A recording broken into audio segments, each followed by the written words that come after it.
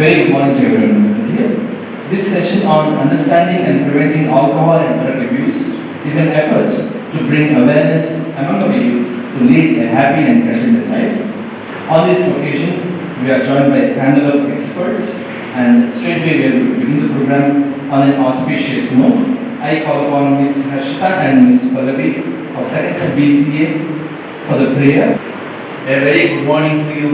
You know, today's program is about students awareness program on understanding and preventing alcohol and drug abuse. First question, to whom this we have to deliver the lecture? Understanding and preventing the alcohol and drug abuse. You know that what is alcohol? What is the importance or causes or consequences of consumption of alcohol? We know that. Myself, I am asking question whether this program is required or not. Required or not? But it is required. It is required. Actually, it is not required. We are all human beings. It is not required. If I am right, if I am controlling myself, nobody can. It is not possible. Alcohol cannot come and pour on my head or pour on my esophagus or mouth or those things. If I am controlling myself, right? This is very dangerous. That's why I am asking whether this is required. We are all educated. We know that what is the importance of alcohol, how it influence on us. ಒಂದ್ಸರಿ ನಮ್ಮ ಮೇಲೆ ಆ ದೈವ ಕೂತು ಬಿಟ್ಟರೆ ಮತ್ತೆ ನಮಗೆ control ಇಲ್ಲ. ಡ್ರಗ್ಗಿಗೆ ದಾಸರಾಗಬೇಡಿ. ಆಲ್ಕೋಹಾಲ್ ಇರ್ಬೋದು, ಡ್ರಗ್ ಇರ್ಬೋದು, ಇನ್ನೇನೇ ಇರ್ಬೋದು, ಇದಕ್ಕೆ ನೀವು ದಾಸರಾಗಬೇಡಿ. ನೀವು ಒಂದು ಸಾರಿ ದಾಸರಾದರೆ ಖಂಡಿತ ನಿಮ್ಮ ದಾಸ ಬಿಡಲ್ಲ. ನೀವು ಖಂಡಿತ ಬಿಡಲ್ಲ. ನಿಮ್ಮ ಆ ವ್ಯಕ್ತಿಯ ಜೀವ ಹೋಗುವ ತನಕ ಆ ದಾಸ ಬಿಡಲ್ಲ. Please keep this in mind. If anybody start to drink, if anybody is going to addict to drugs, you are spoiling yourself. Keep this in mind. Mood altering substance, ಮಾನಸಿಕ ಸ್ಥಿತಿ ಏರುಪೇರಾಗುವಂಥದ್ದು, ಅಸ್ತವ್ಯಸ್ತ ಆಗುವಂಥದ್ದು ನಮ್ಮ ಲೈಫಲ್ಲಿ ಅಡಿಕ್ಷನ್ಸ್ ಇಂದ. Recognising addictions, warning signs. ಹೇಗೆ ಆಯಿತು ಇಷ್ಟು ನಿಮಗೆ ಅಡಿಕ್ಷನ್ ಅಂದ್ರೆ ಏನು ಅಂತ ಗೊತ್ತಾಯಿತು, ಎಕ್ಸಾಂಪಲ್ಸ್ ಗೊತ್ತಾಯಿತು, ಮತ್ತು ಯಾವ್ಯಾವ ಥರ ಇರುತ್ತೆ ಅಂತ ಗೊತ್ತಾಯಿತು. ಅದನ್ನ ಹೆಂಗೆ ರೆಕಗ್ನೈಸ್ ಮಾಡೋದು? ಇವಾಗ ಸರ್ ಹೇಳಿದ್ರು ನಿಮ್ಮ ಮಕ್ಕಳು ಸ್ಟೂಡೆಂಟ್ಸು ಕುಡಿಬಾರ್ದು, ಅದು ತಪ್ಪು. ಬಟ್ ಸುತ್ತಮುತ್ತ ಇರುವಂಥದ್ದು ಸಮಾಜದಲ್ಲಿ ಅಕ್ಕಪಕ್ಕದ ಮನೇಲಿ ಇರ್ಬೋದು, ನೆಂಟ್ರಿಸ್ಟ್ ಇರ್ಬೋದು, ಯಾರಾದ್ರೂ ಇರ್ಬೋದು, ಯಾರಾದ್ರೂ ಅಡಿಕ್ಷನ್ ಮಾಡ್ತಾ ಇದ್ರೆ ಅದನ್ನ ಹೆಂಗೆ ರೆಕಗ್ನೈಸ್ ಮಾಡುವಂಥದ್ದು? Recognising the addiction, warning signs, compulsive craving. ಈಗ ಒಬ್ಬ ವ್ಯಕ್ತಿ ಇದ್ದಾರೆ, ಅವನಿಗೆ ಅಡಿಕ್ಷನ್ ಸ್ಟಾರ್ಟ್ ಆಗಿದೆ ಅಂತಂದ್ರೆ ಕಂಪಲ್ಸಿವ್ ಕ್ರೇವಿಂಗ್, ಪದೇ ಪದೇ ಅಡಿಕ್ಷನ್, ಒಂದು ಆಲ್ಕೋಹಾಲ್ನ ತಗೋಬೇಕು ಅನ್ನೋಂಥದ್ದು ಇರುತ್ತೆ. ಮತ್ತೆ chemical dependency of the body, ಒಂದು ಲಾಸ್ ಆಫ್ ಕಂಟ್ರೋಲ್. ಸೊ ನಾವು ಅದನ್ನ ಅಕ್ಸೆಪ್ಟ್ ಮಾಡ್ತಾ ಹೋಗ್ಬೇಕು. ಹೌದು, ಅಡಿಕ್ಷನ್ ಅನ್ನೋದು ಕಾಯಿಲೆ. ಬರೀ ನಮಗೆ ದೈಹಿಕ ಕಾಯಿಲೆಗಳನ್ನ ಮಾತ್ರ ನಾವು ಕಾಯಿಲೆ ಅಂತ ಅನ್ಕೋತೀವಿ, ಮಾನಸಿಕ ಕಾಯಿಲೆಗಳನ್ನ ಕೆಲವೊಂದು ಸೈಕೇಟ್ರಿಕ್ ಪ್ರಾಬ್ಲಮ್ನ ಕಾಯಿಲೆ ಅಂತ ಅನ್ಕೋತೀವಿ. ಬಟ್ ಕುಡಿತ ಅಥವಾ ಮಾದಕ ವ್ಯಸನನ ಯಾಕೆ ನಾವು ಕಾಯಿಲೆ ಅಂತ ಒಪ್ಕೊಳ್ಳಲ್ಲ? ಬಟ್ ಅದನ್ನ ಆಲ್ರೆಡಿ 1987 ಅಲ್ಲೇ ಅಮೆರಿಕನ್ ಮೆಡಿಕಲ್ ಅಸೋಸಿಯೇಷನ್ ಇದು ಕಾಯಿಲೆ ಅಂತ ಡಿಕ್ಲೇರ್ ಮಾಡಿದೆ. ಸೊ ಇವಾಗ ಜನತೆ ಅಕ್ಸೆಪ್ಟ್ ಮಾಡ್ತಾ ಹೋಗ್ಬೇಕು, ಇದು ಒಂದು ಕಾಯಿಲೆ, ಇದಕ್ಕೆ ನಾವು ಬಿದ್ದರೆ ನಮ್ಮ ಸರ್ವನಾಶ ಅನ್ನೋಂಥದ್ದು. ನಮ್ಮಲ್ಲಿ ಮಾತು ಇದೆ, ಏನಂದರೆ ಈಗಿನ ವಿದ್ಯಾರ್ಥಿ ಮುಂದಿನ ಪ್ರಜೆ, ಈಗಿನ ವಿದ್ಯಾರ್ಥಿ ಮುಂದಿನ ಪ್ರಜೆ. ಅಂದರೆ ಈಗಿನ ವಿದ್ಯಾರ್ಥಿ ಮನೆಯ ಯಜಮಾನ, ಈಗಿನ ವಿದ್ಯಾರ್ಥಿ ಮುಂದಿನ ಯಜಮಾನ ಕೂಡ. ಇಲ್ಲಿ ಎಲ್ಲ ವಿದ್ಯಾರ್ಥಿಗಳು ಆ ಥರ ಆಗೋದಕ್ಕೆ ಸಾಧ್ಯ, ಅವ್ರು ಮನಸ್ಸು ಮಾಡಿದ್ರೆ. ಯಾಕಂದರೆ ಎಲ್ಲರಲ್ಲೂ ಆ ಶಕ್ತಿ ಇದೆ.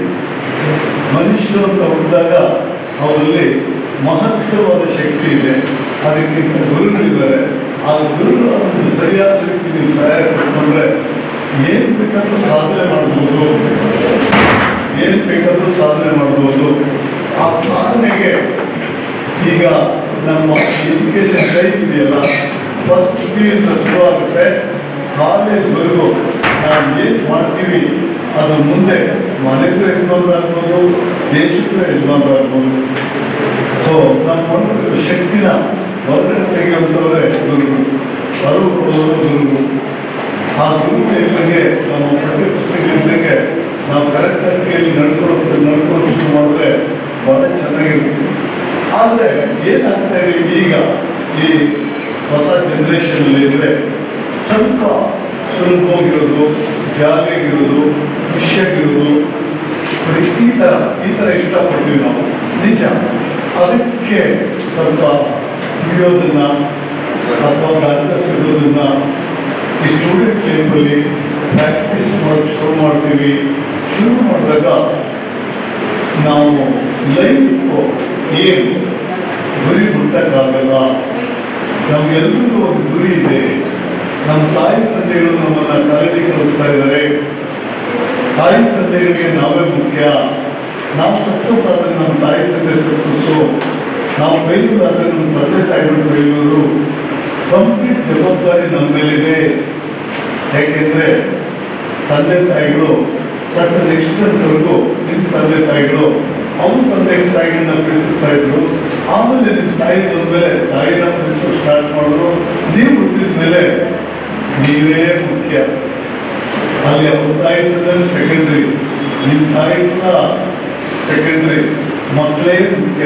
ಆ ಮಕ್ಕಳು ದೊಡ್ಡವರಾಗಿ ಆ ಮನೆ ಬೆಳಗಬೇಕನ್ನೋದೇ ಆಸೆ. ಆ ಬೆಳಕು ಎಲ್ಲಿ ಅಂದರೆ ಕಾಲೇಜ್ ಲೈಫಲ್ಲಿ ಕಾಣುತ್ತೆ.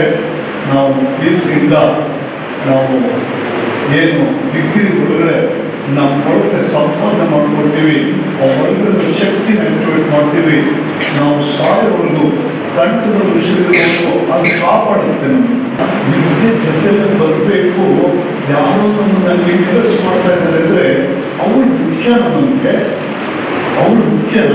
ಸಪೋಸ್ ಒಂದು ಬರ್ತಡೇ ಮಾಡುವಾಗ ಎಲ್ಲರೂ ಹುಡುಗಿರು ಸೇರಿಕೊಳ್ತಾರೆ.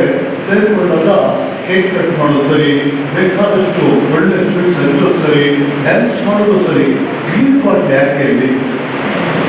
ಬೀರ್ ಬಾಟ್ಲಿ ಯಾಕೆ ಅಲ್ಲೊಂದು ಬೇಕಾಗಿದೆಯಾ? ಬೀರ್ ಬಾಟ್ಲಿ ಬೇಕಾಗಿಲ್ಲ. ಇಷ್ಟು ಪ್ರಜ್ಞೆ ನಮಗೆ ಬೇಡವಾ? ಆ ಬೀರ್ ಬಾಟಲ್ ಇರೋದನ್ನ ಮೆಥಡಲ್ ಆಲ್ಕೋಹಾಲ್ ಅಂತ ಕರಿತೀವಿ. ಅದು ಏನು ಮಾಡುತ್ತೆ ಅಂದರೆ ನೀವು ಕುಡಿದ್ರೆ ರಕ್ತದಲ್ಲಿ ಸೇರಿಕೊಳ್ಳುತ್ತೆ, ರಕ್ತದಿಂದ ಹಾರ್ಟಿಗೆ ಬರುತ್ತೆ, ಹಾರ್ಟಿಂದ ಪಂಪ್ ಆಗುತ್ತೆ, ಬಾಡಿ ಸೆಲ್ಸ್ ಎಕ್ಸ್ಟ್ರಾಕ್ಟ್ ಮಾಡ್ಕೊಳ್ಳುತ್ತೆ, ಬ್ರೈನ್ ಸೆಲ್ಸ್ ಎಕ್ಸ್ಟ್ರಾಕ್ಟ್ ಮಾಡ್ಕೊಳ್ಳುತ್ತೆ. ಆ ಬಾಡಿ ಸೆಲ್ಸ್ ಒಳಗಡೆ ಲೇಯರ್, ಬ್ರೈನ್ ಸೆಲ್ಸ್ ಒಳಗಡೆ ಲೇಯರ್ ಬರುತ್ತೆ. ಈ ನೀರು ನಿಮ್ಗೆ ಏನು ಮಾಡಲ್ಲ ಅಂತ ತಿಳ್ಕೊಳ್ತೀವಿ. ಬೇಕಾದಷ್ಟು ಜನ ಒಳ್ಳೆ ಸಕ್ಸಸ್ ಆಗಿ ಕಾಲೇಜ್ ಮುಗಿದ ಮೇಲೆ ಜೀವನದಲ್ಲಿ ಒಳ್ಳೆ ಪ್ರತಿಭೆಗಳಾಗಿ ಬೆಳೀತಾರೆ, ಹೆಸರು ತಗೊಳ್ತಾರೆ. ಆ ಲೇಯರ್ ಕೂತಿದೆಯಲ್ಲ, ಕೆಲವು ವರ್ಷಗಳಾದ್ಮೇಲೆ ಅಡಿಕ್ಷನ್ ಆಗಿ ಕನ್ವರ್ಟ್ ಮಾಡುತ್ತೆ. ಸ್ವಲ್ಪ ಕುಡಿಯೋದನ್ನ ಶುರು ಮಾಡ್ತಾರೆ, ಆಮೇಲೆ ಅಡಿಕ್ಟ್ ಆಗ್ತಾರೆ, ಬಿಡಕ್ಕಾಗೋದಿಲ್ಲ. ಅಷ್ಟೊಂದು 25 ವರ್ಷ ಆಗಿರುತ್ತೆ. 25 ವರ್ಷ ಅವನು ದೇಶಕ್ಕೂ ಸಹಾಯ ಮಾಡಿದ್ದಾನೆ, ಮನೆಗೂ ಸಹಾಯ ಮಾಡಿದ್ದಾನೆ. ಅವನಿಗೆ ಅವನು ಸಹಾಯ ಮಾಡ್ಕೊಳಕ್ಕಾಗಲ್ಲ, ಅವನ ಮಕ್ಕಳು ಸ್ವಲ್ಪ ಅವ್ನು ನೋಡೋಕ್ಕಾಗೋದಿಲ್ಲ. ಅಡಿಕ್ಟ್ ಆಗ್ತಾನೆ. ಅಡಿಕ್ಟ್ ಆಗಿ ಕೊನೆಗೆ ಕುಡಿದು ಸಾಯ್ತಾನೆ. ಇದಕ್ಕೆ ಕಾರಣ ಏನು? ಕಾಲೇಜಲ್ಲಿ ನಾವು ತಗೊಂಡ ಒಂದು ಗ್ಲಾಸ್ ಬೀರು ಅನಿಸಿರುತ್ತೆ. ನಾವು SSLC